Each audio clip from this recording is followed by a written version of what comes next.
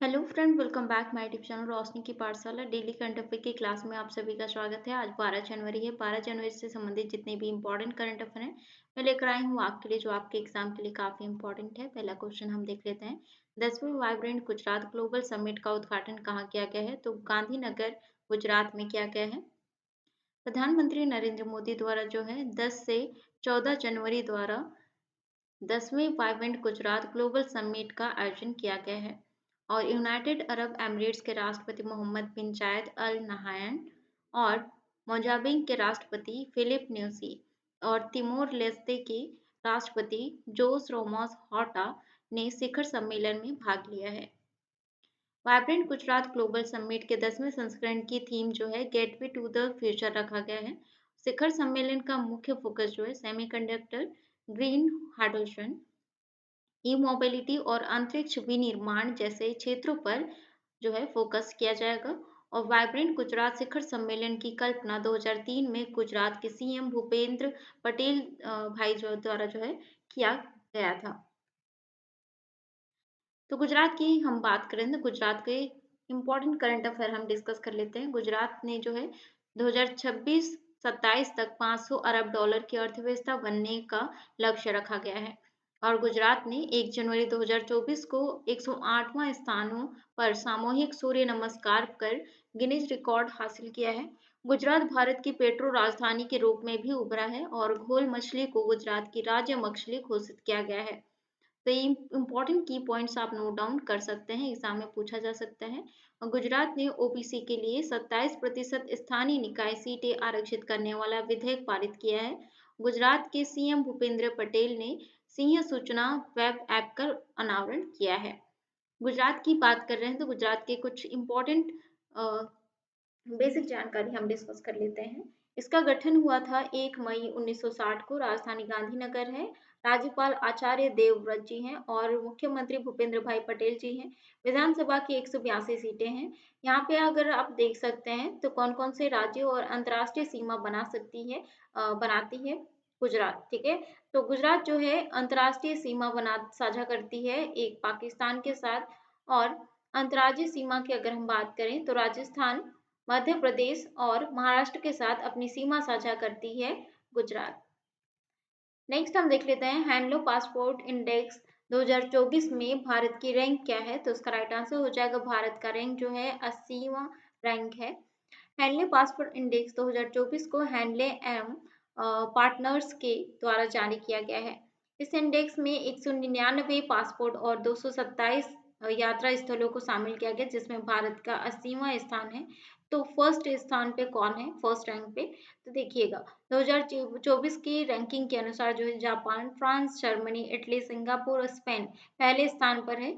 इन देशों के पासपोर्ट धारक जो हैं 194 देशों की यात्रा कर सकते हैं। वहीं दूसरे स्थान पर हैं फिनलैंड, दक्षिण कोरिया और स्वीडन। और तीसरे स्थान पर हैं ऑस्ट्रेलिया, डेनमार्क, आयरलैंड और नीदरलैंड। ये तीसरे स्थान पर है। और इसी इंडेक्स के में जो है भारत को उज्बेकिस्तान के साथ जो है 80वां स्थान मिला है। भारत और उज्बेकिस्तान के जो पासपोर्ट धारक हैं नागरिक 62 देशों की यात्रा कर सकते हैं। और इंडेक्स में दुनिया का सबसे कमजोर पासपोर्ट जो है अफगानिस्तान का बना है। ठीक है, और अफगानिस्तान को जो है 104वां स्थान प्राप्त हुआ है। इसके पासपोर्ट धारक जो है 28 देशों की यात्रा कर सकते हैं। ये आप नोट डाउन कर सकते हैं। और पाकिस्तान की रैंक जो है 101 है। और अमेरिका की रैंक 7 है और चीन की रैंक 62 है। नेक्स्ट हम देख लेते हैं शेरिंग टोब्गे किस देश के नए प्रधानमंत्री बने हैं? तो इसका राइट आंसर हो जाएगा भूटान। भूटान के नए प्रधानमंत्री बने हैं शेरिंग टोब्गे। पीपुल्स डेमोक्रेटिक पार्टी ने भूटान के संसदीय चुनाव जीत लिया है। और पीपुल्स डेमोक्रेटिक पार्टी पूर्व प्रधानमंत्री शेरिंग टोब्गे की पार्टी है। पीडीपी के नेशनल असेंबली की 47 सीटों में से 30 पर जो है जीत हासिल की है इन्होंने।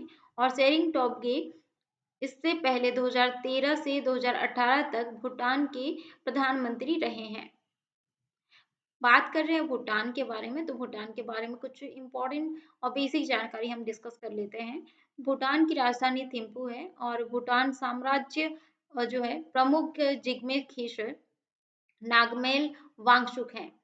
और मुद्रा क्या है, नक नक्ट्रुरम यानी कि बीटीएम और भारतीय रुपया यहाँ पे लागू किया गया है, चलाया जाता है। और भूटान ने रूबेला को सफलतापूर्वक समाप्त कर दिया है 2023 में, करंट अफेयर में जो है हमने देखा था।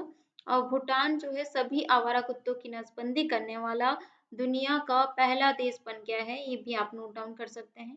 तो भारत यानी कि भूटान में कोई ट्रैफिक लाइट नहीं है। और भूटान ने सबसे पहले 1999 में प्लास्टिक पर प्रतिबंध लगाया था। और तीरंदाजी राष्ट्रीय खेल है भूटान का। और 2019 में भूटान ने समलैंगिकता को अपराध की श्रेणी से हटा दिया था। और यहाँ पे आप देख सकते हैं कि भूटान के साथ जो है कौन-कौन से देश अपनी सीमा साझा करते हैं, कौन-कौन से राज्य, सॉरी, तो सिक्किम और वेस्ट बंगाल, असम और अरुणाचल प्रदेश, ये अपनी सीमा साझा करते हैं। नेक्स्ट हम देख लेते हैं रक्षा मंत्रालय में अतिरिक्त सचिव और महानिदेशक कौन बने हैं। तो इसका राइट आंसर हो जाएगा फ्रेंड, समीर कुमार सिन्हा बने हैं। सरकार ने समीर कुमार सिन्हा को अब रक्षा मंत्रालय में अतिरिक्त सचिव और महानिदेशक नियुक्त किया गया है। समीर कुमार सिन्हा असम मेघालय कैडर के जो है 1994 बैच के आईएएस अधिकारी हैं। नेक्स्ट हम देख लेते हैं किस राज्य के उच्च न्यायालय ने कृष्णा राजा सागर बांध में खनन और उत्खनन गतिविधियों पर प्रतिबंध लगाया है। तो इसका राइट आंसर हो जाएगा कर्नाटक राज्य। कर्नाटका एचसी ने मांड्या जिले में स्थित कृष्णा राजा सागर बांध के जो है 20 किलोमीटर के दायरे में सभी प्रकार के खनन और उत्खनन गतिविधियों पर प्रतिबंध लगाने का फैसला किया है। क्यों किया गया है देखिएगा, खनन गतिविधियों से बांध की सुरक्षा के लिए ये प्रतिबंध लगाया गया है। और ये आदेश जो है मुख्य न्यायाधीश प्रसन्न प्रसन्ना बी वार्ले वराले और न्यायमूर्ति कृष्ण एस दीक्षित की खंडपीठ ने दिया है। तो बात कर रहे हैं हम कृष्णा राजा सागर बांध की, तो इसका हम जानकारी ले लेते हैं कुछ इम्पोर्टेंट चीजें।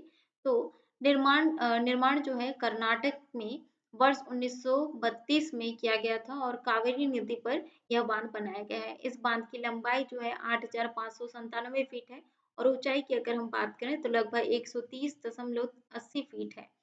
तो इस बांध का नाम जो है मैसूर साम्राज्य के शासक कृष्णराज वोडेयार चतुर्थ के नाम पर रखा गया है। और इस बांध के निर्माण की योजना जो है एम विश्वेश्वरैया ने वर्ष 1932 के वाडियार राजा के शासनकाल के दौरान जो है बनाई थी। कावेरी नदी की हम बात करते हैं, तो कावेरी नदी के बारे में हम कुछ बेसिक जानकारी जान लेते हैं। तो तमिल भाषा में इसे पौनी के नाम से भी जाना जाता है और इस नदी को दक्षिण की गंगा भी कहा जाता है। इसका उद्गम कर्नाटक राज्य के पश्चिमी घाट में स्थित ब्रह्मगिरी पहाड़ी से होता है। कावेरी की प्रमुख सहायक नदियों की अगर हम बात करें तो अर्वावती, हेमवती, तीर्थ, सिमसा, काबिनी और हरकी नदी है सहायक नदियां। नेक्स्ट हम देख लेते हैं भारत और यूनाइटेड अरब एमिरेट्स के बीच कितने समझौते किए गए हैं। तो इसका राइट आंसर हो जाएगा फ्रेंड, 4 समझौते किए गए हैं। कौन कौन से देखिएगा, भारत और संयुक्त अरब अमीरात ने आई टू यू टू क्या है आगे हम देखते हैं। समूह के भीतर सहयोग को मजबूत करने के लिए जो है 4 कर समझौते किए हैं। प्रधानमंत्री मोदी, राष्ट्रपति और शेख अहमद बिन जायद अल नहायन ने जो है अन्य क्षेत्रों में द्विपक्षीय संबंधों को मजबूत करने पर वार्ता की है।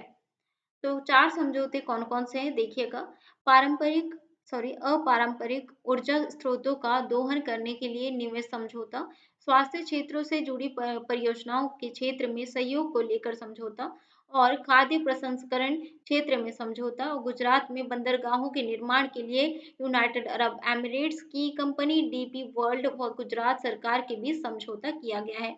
तो ये 4 इम्पोर्टेंट जो है वार्ता की गई है यूनाइटेड अरब एमिरेट्स और भारत के बीच।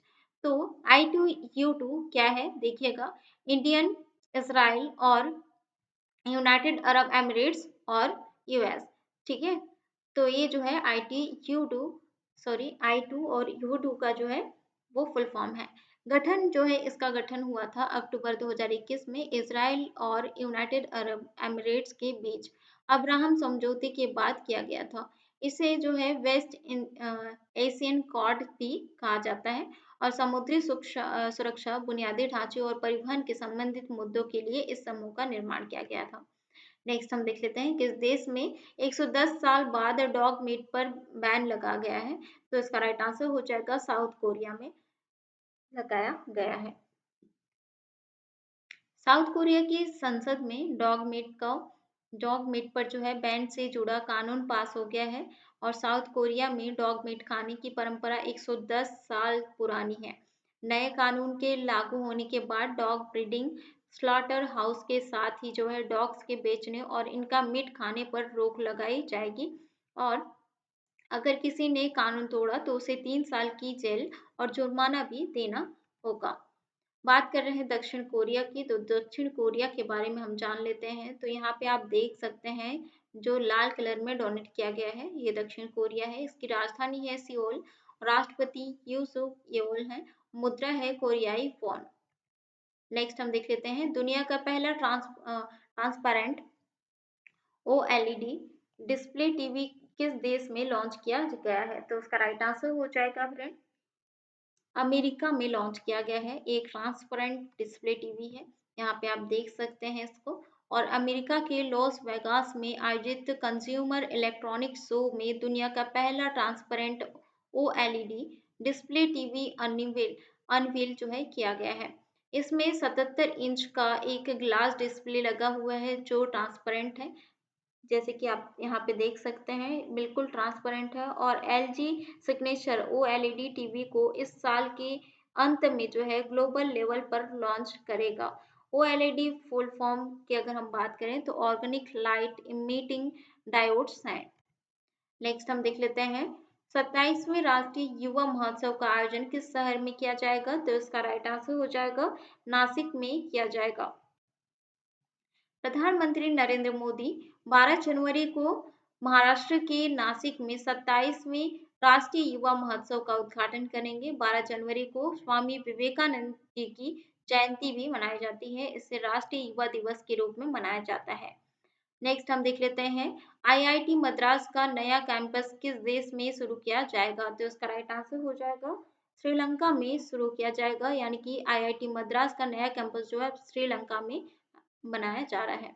तो श्रीलंका के शिक्षा मंत्री डॉक्टर सुशील प्रेमजयंता ने कहा है कि श्रीलंका के कैंडी में आईआईटी मद्रास का नया कैंपस शुरू किया जाएगा और इससे पहले आईआईटी मद्रास ने नवंबर 2023 में तंजानिया में अपना एक कैंपस शुरू किया था। अब बारी है रिवाइज करने की पिछले करंट अफेयर की। तो अगर आप मेरे चैनल में पहली बार आए फ्रेंड तो चैनल को जरूर सब्सक्राइब करिएगा, साथ ही बेल आइकन को प्रेस कीजिएगा ताकि आने वाली वीडियो का नोटिफिकेशन आपको मिलता रहे। पहला क्वेश्चन हम देख लेते हैं गैब्रियल अटल किस देश के प्रधानमंत्री बने हैं। तो इसका राइट आंसर हो जाएगा फ्रेंड फ्रांस के प्रधानमंत्री बने हैं। यूनेस्को की वर्ल्ड हेरिटेज कमेटी ने 46वें सेशन की अध्यक्षता और मेजबानी कौन सा देश करेगा। तो इसका राइट आंसर हो जाएगा भारत देश करने वाला है। राशिद खान का निधन हो गया, वह कौन थे। तो राशिद खान जो है वे कौन थे, शास्त्रीय गायक थे, यानी कि क्लासिकल सिंगर थे। लोकसभा के कितने सांसदों को संसद रत्न पुरस्कार से सम्मानित किया गया है। तो इसका राइट आंसर हो जाएगा 5 लोगों को जो है संसद रत्न पुरस्कार से सम्मानित किया गया है। इंपॉर्टेंट है, ध्यान दीजिएगा। अंतर्देशीय जलमार्ग विकास परिषद की पहली बैठक कहाँ आयोजित की गई है। तो इसका राइट आंसर हो जाएगा फ्रेंड कोलकाता में आयोजित की गई है। अंतर्राष्ट्रीय पर्पल उत्सव 2024 का आयोजन किस राज्य में किया गया है। तो इसका राइट आंसर हो जाएगा गोवा में किया गया है। पुस्तक फॉर स्टार्ट ऑफ डेस्टिनी को किसने लिखा है। तो इसका राइट आंसर हो जाएगा जनरल मनोज मुकुंद नरवणे ने लिखा है। किस देश ने लक्षद्वीप में अलवणीकरण कार्यक्रम शुरू किया है। तो राइट आंसर हो जाएगा इजराइल द्वारा किया जा रहा है अलवणीकरण कार्यक्रम, यानी कि लक्षद्वीप का जो सॉल्टी पानी है, ठीक है, सॉल्ट जो वाटर है उसको अलवणीकरण कार्यक्रम जो है यानी कि पीने योग्य बनाने का जो प्रोजेक्ट है इजराइल द्वारा शुरू किया गया है। विश्व हिंदी दिवस कब मनाया जाएगा? तो इसका राइट आंसर हो जाएगा 10 जनवरी को मनाया जाता है विश्व हिंदी दिवस। किस राज्य में योगीश्री योजना शुरू की गई है? तो इसका राइट आंसर हो जाएगा पश्चिम बंगाल में योगीश्री योजना शुरू की गई है। तो अब बारी है एडिशनल जीके की। आज के एडिशनल जीके में हम देखेंगे 2023 के प्रमुख पुरस्कार और सम्मान के बारे में। तो मिस दिवा यूनिवर्स सौंदर्य प्रतियोगिता 2023 का खिताब श्वेता शारदा जो कि चंडीगढ़ की रहने वाली हैं उनको दिया गया है। और 13वां स्वामीनाथन पुरस्कार 2023 डॉक्टर सुरेंद्र सहगल को दिया गया है। लोकमान्य तिलक पुरस्कार पीएम नरेंद्र मोदी जी को सम्मानित किया गया है। और जॉर्ज लैडिस पुरस्कार से अर्थशास्त्री राज चेट्टी को सम्मानित किया गया है। एनी अवार्ड प्रोफेसर थलपिल प्रदीप को सम्मानित किया गया है। और पेन प्रिंटर पुरस्कार 2023 माइकल रोशन को जो है सम्मानित किया गया है। यूके इंडिया अवार्ड से एमसी मैरीकॉम को सम्मानित किया गया है। ऑर्डर ऑफ द नाइल मिस्र पुरस्कार से पीएम नरेंद्र मोदी जी को सम्मानित किया गया है। यूरोपियन निबंध पुरस्कार से अरुंधति रॉय को सम्मानित किया गया है। गांधी शांति पुरस्कार 2021 गीता प्रेस गोरखपुर को सम्मानित किया गया है। Governor of the year award Shaktikanta Das ji को सम्मानित किया गया है। डच नोबेल पुरस्कार प्रोफेसर जोइता गुप्ता को सम्मानित किया गया है। और इकबाल मसीह पुरस्कार 2023 ललिता नटराजन को सम्मानित किया गया है। चौथे राष्ट्रीय जल पुरस्कार 2022 का जो अवार्ड है वो गंजम जिला ओडिशा को सम्मानित किया गया है। और अंतर्राष्ट्रीय बुकर पुरस्कार 2023 जार्गो स्पोडिनियो उपन्यास टाइम सेल्टर को जो है वो सम्मानित किया गया है। और Govind Swarup life time achievement award 2022 से जयंत नार्लिकर को सम्मानित किया गया है। तो ये थे 2023 के इम्पोर्टेंट पुरस्कारों के बारे में लिस्ट। आज का सेशन कैसा लगा कमेंट करके जरूर बताएं। वीडियो पसंद आया हो तो लाइक कमेंट शेयर जरूर करें। मिलते हैं नेक्स्ट वीडियो में।